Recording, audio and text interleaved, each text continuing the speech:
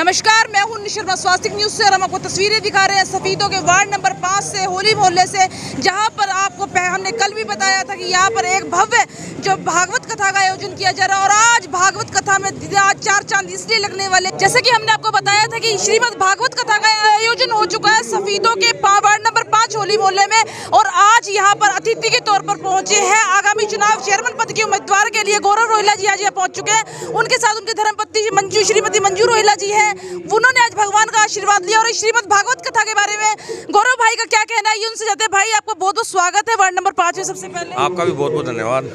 तो आज जैसे श्रीमद भागवत कथा में आए, ठाकुर जी का आशीर्वाद प्राप्त किया, कैसा लग रहा है? देखिए, मुझे लगता है कि जहाँ भी भागवत कथा की जाती है वहाँ पे यूँ समझ लो कि धर्म की वर्षा होती है और साक्षात भगवान प्रकट होते हैं। तो भागवत भी साक्षात भगवान का रूप है। तो आज ठाकुर जी से यही प्रार्थना की है कि सफीदों का जो सेवा भाव लेकर चला हूँ, हे ठाकुर जी हम दोनों को इतनी शक्ति देना कि जिस सेवा भाव को लेकर हम सफीदों के लिए चल रहे हैं उससे 10 गुना सेवा भाव की शक्ति मुझे भविष्य के अंदर मिले। ऐसे तो देखिए, भगवान की पूजा के वक्त राजनीति की बात नहीं करनी चाहिए, लेकिन मैं फिर भी प्रश्न करूंगी, आज आप और भाभी जी पूरे शहर में भ्रमण कर रहे हैं, तो कैसा मतलब रिस्पॉन्स कैसे मिल रहा है लोगों? मुझे लगता है कि 36 बिरादरी और 17 के 17 वार्ड के लोगों ने सफीदों का सेवादार मान लिया है और बस मोहर लगना बाकी है। तो सफीदों में इस सेवादार की लहर चल रही है। हर बिरादरी के अंदर, हर वार्ड के अंदर भरपूर समर्थन मिल रहा है, प्यार और आशीर्वाद मिल रहा है।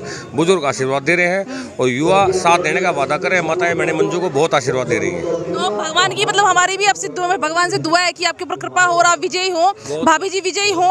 तो अगर आप जीत जाते हैं तो सफीदों के लिए क्या विकास की एक नई गंगा लाना चाहेंगे? क्योंकि देखिए, जितने प्रत्याशी खड़े हैं सबका यही कहना है कि हम बदलाव लाएंगे सफीदों में। तो आप क्या बदलाव लाना चाहेंगे, आप क्या कहना चाहेंगे सफीदों की जनता को? देखिए, जो प्रतिज्ञा पत्र मैंने जारी किया है, मुझे लगता है कि उसको पूरा करने के लिए 6 महीने साल की जरूरत नहीं है। 2-3 महीने के अंदर अंदर मैक्सिमम जो उसके अंदर प्रतिज्ञा ली है मैंने, क्योंकि वो संकल्प पत्र है मेरा।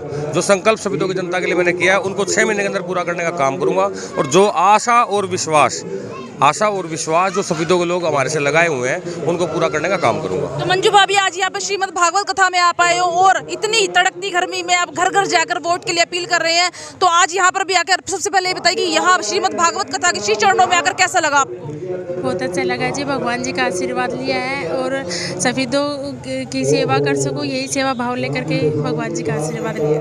तो आप भी क्या भैया के साथ सालासर जाने वाली हैं? बिल्कुल दर्शन के लिए। तो हमारी तरफ से पूरे मतलब भगवान की तरफ से आपको आशीर्वाद किया विजयी हो और सफीदों के जो रुके हुए काम है आपके हाथों उसका सफल से सफल प्रयास हो सके, यही हमारी दुआ है। लेकिन आप ये बताइए कि आप वार्ड वार्ड जा रहे हैं, हर वार्ड में जाकर अपील कर रहे हैं, तो कैसा मतलब रिस्पॉन्स कैसे मिल रहा है आपको? बहुत अच्छा रिस्पॉन्स मिल रहा है जी। सभी माताएं बहनें इतने खुश होकर के आशीर्वाद देती हैं जी और बिल्कुल एक तरफा समर्थन है जी।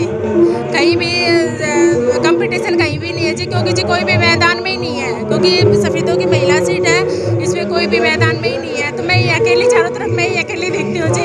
तब इतनी भीषण गर्मी में जी जो मेहनत कर रहा है, देखो भगवान का आशीर्वाद भी इसे मिलेगा जी। गौरव भाई, अब 2 साल से लगे हुए इसी तैयारी में और ये आप सर पर आके खड़ा हो गए, सर पे आकर खड़ा हो गए इलेक्शन, कितनी टेंशन है? कोई टेंशन नहीं है। कोई टेंशन 2 साल से लोगों के बीच में हूँ, लोगों की समस्या जान चुका हूँ और बिल्कुल रिलैक्स मूड में हूँ। मुझे लगता है चुनावी सिर्फ चुनावों की रिजल्ट की घोषणा होना एकमात्र बाकी है।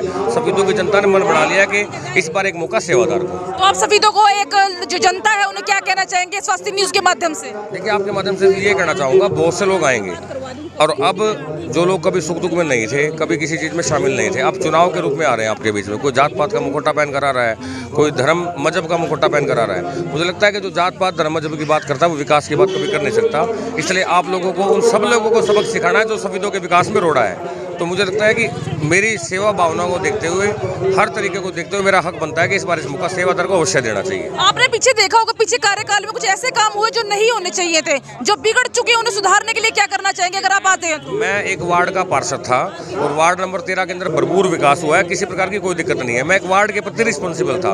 वार्ड के बारे में किसी भी व्यक्ति को मेरे से बहस करनी तो मैं बहस करने को तैयार हूँ। जब शहर की कमान संभालूंगा तो शहर के बारे में बात करूंगा। तो मतलब अगर आपके हाथ में शहर की कमान आती है तो शहर की शक्ल आप बदल के रख जिस प्रकार वार्ड नंबर 13 को चमकाने का काम किया, उस प्रकार पूरे शहर को चमकाने का काम करेंगे। हमारे साथ जुड़ चुकी है हेमलता कवात्रा जी। हेमलता कवात्रा जी, आपको क्या लगता है कि आप जो गौरव रोहिला जी हैं, इनको कितना समर्थन मतलब आपके हिसाब से मिल रहा है? गौरव रोहिला जी को तो पूरे शहर ने पूरा समर्थन दे रखा है और इनको तो समझो एक तरफा जीत है, इनकी तो एक तरफा ही इलेक्शन है ये, क्योंकि मुझे नहीं लगता कि इनके सामने कोई कैंडिडेट रहेगा और सभी और जाति पाति से भेदभाव से उठ के इनका इलेक्शन हो रहा है और सभी बहुत सपोर्ट कर रहे हैं। तो आप एक समाज सेविका है, समाज सेविका होने के नाते जो हमारे सफीदों की जनता है उन्हें क्या संदेश देना चाहेंगी? मैं तो यही संदेश देना चाहूँगी कि ऐसे लेडीज़ को वोट दें ताकि वो सबकी सेवा कर सके और 2 साल से वो सेवा कर रहे हैं और इसी का फल उन्हें भी मिलेगा और अच्छी तरह से ये सेवा कर सकेंगे और इन्हीं का वो पूरी तरह से जनता की भी सेवा कर पाएंगे। जी धन्यवाद। जैसे कि आप देख सकते हैं गौरव रोहिला जी आज सफीदों के वार्ड नंबर 5 में पहुंचे हैं और उन्होंने ठाकुर जी का आशीर्वाद लिया और आप वो कह रहे हैं सालासर के आशीर्वाद के लिए भी जाएंगे और उन्होंने जैसे कि उनकी पत्नी ने कहा है कि ये इलेक्शन सिर्फ एक तरफा इलेक्शन है, जीत निश्चित है।